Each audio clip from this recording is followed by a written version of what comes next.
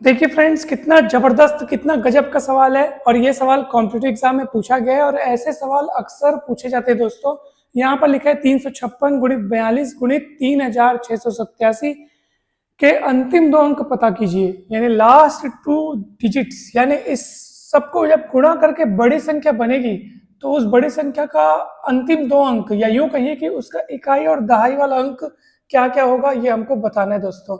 तो हम क्या करेंगे इसके लिए, सबसे पहले हम इनमें से किन्हीं भी दो पदों को, यानी दो संख्याओं को उठा के गुणा करेंगे और उस संख्या के अंतिम दो अंक क्या होंगे वो पता करेंगे। यानी मैं 356 गुणित 42 पहले करूंगा।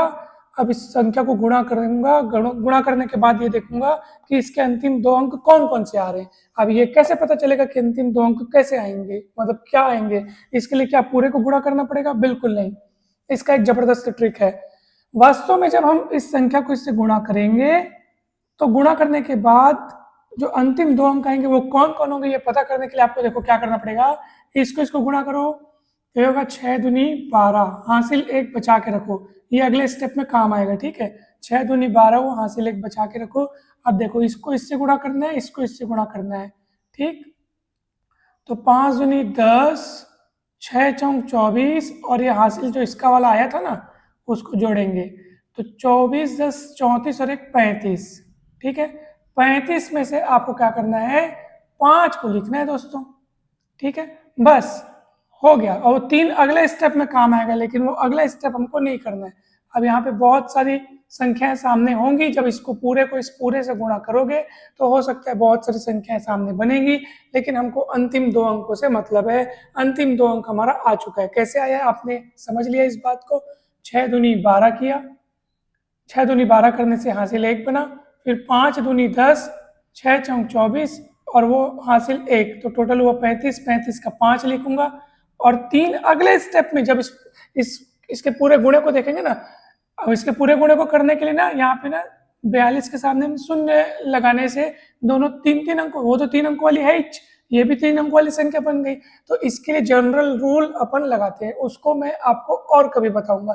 फिलहाल मेरे को आपको ये इंपॉर्टेंट चीज सिखानी है, तो आपको समझ में आ गया कि कैसे आएगा, ठीक है। चाहे कितनी भी बड़ी बड़ी संख्या हो, ये ट्रिक हमेशा आप हम आजमा लेना कि कितनी भी बड़ी बड़ी संख्या हो, जब उनको गुणा करोगे तो उसके अंतिम दो अंक ऐसे ही आएंगे।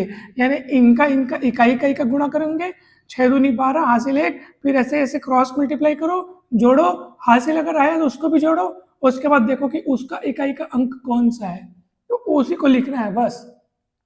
अच्छा आप सुनो, ये दोनों संख्याओं को गुणा करने से जितनी भी बड़ी संख्या बनेगी, लेकिन अंतिम दो अंक पता चल चुके हैं।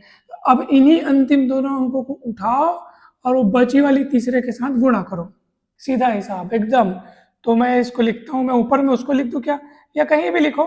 तो 3 6 8 7, ठीक है। इसके सामने में शून्य लगा दो ताकि 4 4 अंक वाली संख्या बन जाए।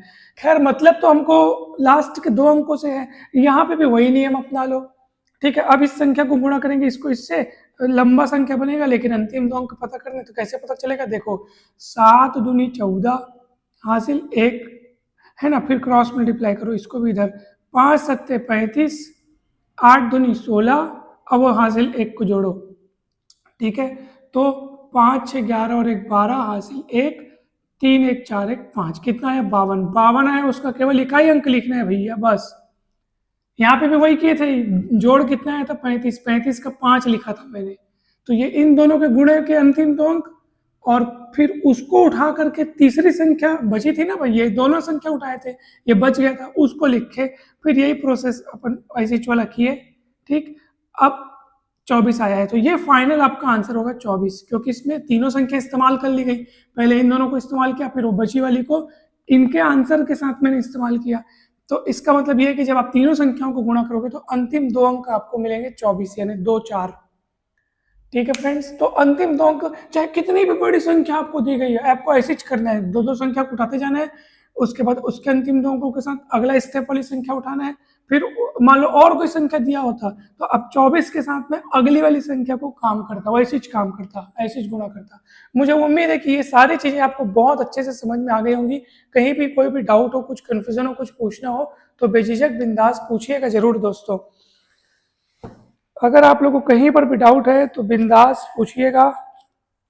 चलिए, तो इस वीडियो में इतना ही। मैथ्स की एक से बढ़कर एक ट्रिक, कठिन कठिन कंसेप्ट्स को समझने के लिए चैनल को जरूर सब्सक्राइब करें, वीडियो को लाइक एवं शेयर जरूर कीजिएगा।